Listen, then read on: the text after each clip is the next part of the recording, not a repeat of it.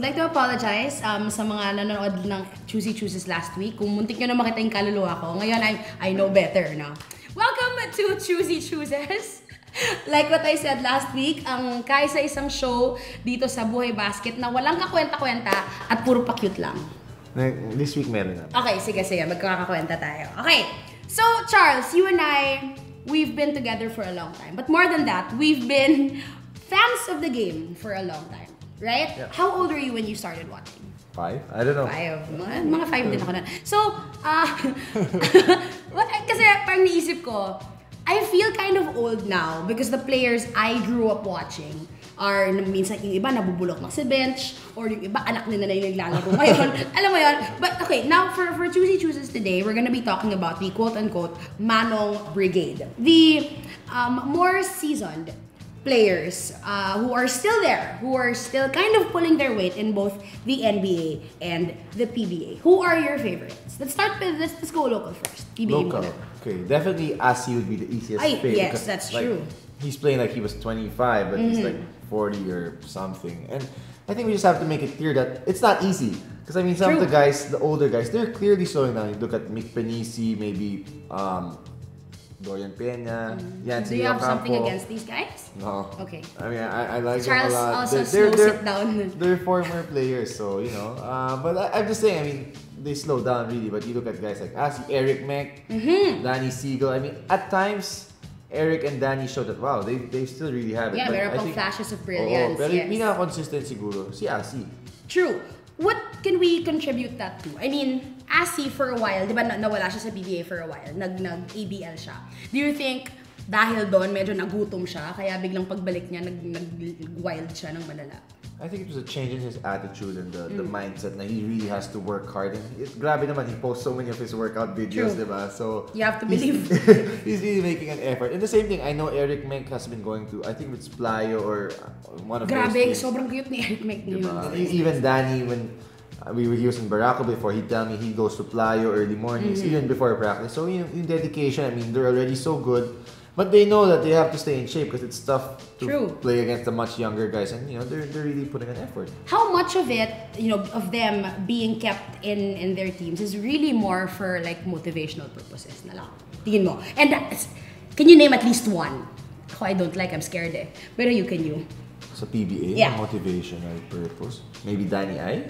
With Meralco or I don't know, right? Sa PBA, hindi ko alam. It's maybe more sa NBA, you know, when you see those old veterans, they want them in their team, good character guys to mentor the players. Pero sa PBA, sino nga ba? Yung sinasabihin mo na yung nasa... Hindi, naisip ko rin kasi si Danny Ayan. I don't think it's a bad thing. I mean, he is one of the greats. One of the greatest ever. And wala na siyang kailangan patunayan pa. Alam mo yun? I think even Junmar Fajardo really credits Danny a lot for helping his game improving. Of course, he ended up being let go by San Miguel. So Meralco jumped on that opportunity and took him in. Okay, so yan yung mga the people, the players that we grew up watching in the PBA. I've been watching the NBA longer, I think, than the PBA. Sa NBA, sino ka? Ako ngayon, syempre. Meron akong isang naisip lang. Kasi I just saw a wild highlight of his last night. He's not that old, pero he shouldn't be doing dunks like that. Nakita mo ba yung dunk ni Richard Jefferson? Na tinawagan ng offensive foul. Na hindi naman talaga dapat offensive foul, guys. The referee's gotta let that go. How often do you see that? He was pumped up. Diba? I really thought that was not an offensive foul at all. But I'm saying that I grew up watching him because I was obviously a big New Jersey Nets fan, right? And yung tattoo niya na parang dinonowing lang sa pad paper na RJ, ganun. Pangit, sobrang tattoo mo, girl.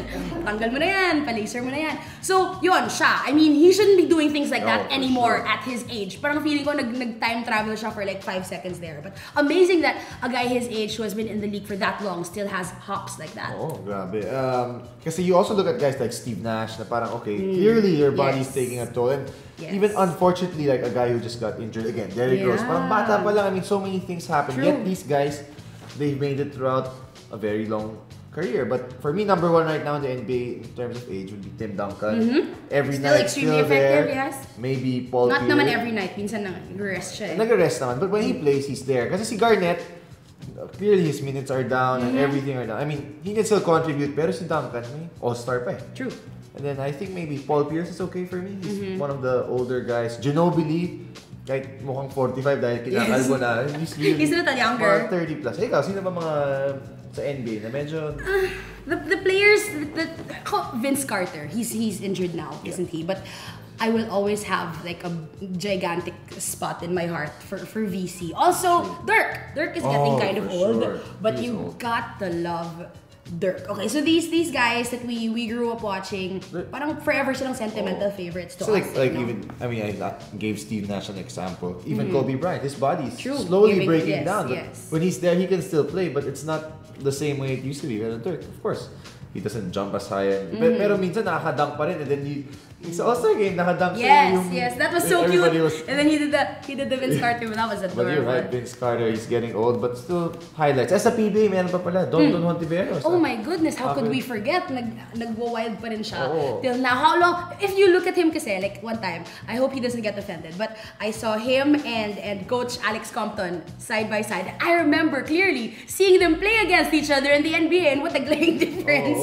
Right now, Donovan has kept himself in amazing shape. Of course, Don, how could I forget? Even Willie Miller, he had a break and now he's back, still playing and producing somewhat. Yes, I'm very happy actually that he's back. I think maswerte yung mga superstars sa NBA na kapag patapos na yung career nila, meron silang parang plan B kumbaga. Either nagiging coach sila, kasi ang daming team sa NBA, plenty of room for them to do that, or nagiging part sila of the broadcast team. But in the PBA, parang more na if you retire, more likely you'll really just fade. Or they still play basketball sa kung saan sang pick-up league. Ganyan, yeah, true. But sinasabi ko lang parang, sayang lang, parang kawawa lang tayong Pinoy fans na we don't get to see our old heroes as much as we, kunyari, I would love to still see Noli Locsin doing something, or like a Bal David, or like a Jerry Esplana, alam mo yun. Usually, when PBA stars retire, they just go to politics.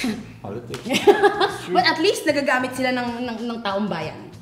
Okay, there you go. That's it for Chuzy Chooses this week. If you guys have any love problems that you want to ask Charles and I, how do they tweet us? They can tweet me at CharlesUU at Suzy899. Tweet _B. Galing! And Buhay Basket, you gotta like their page on Facebook and Instagram. Nox! Oh my gosh, I'm so proud of you. You're gonna get some tonight, some dinner! Some dinner!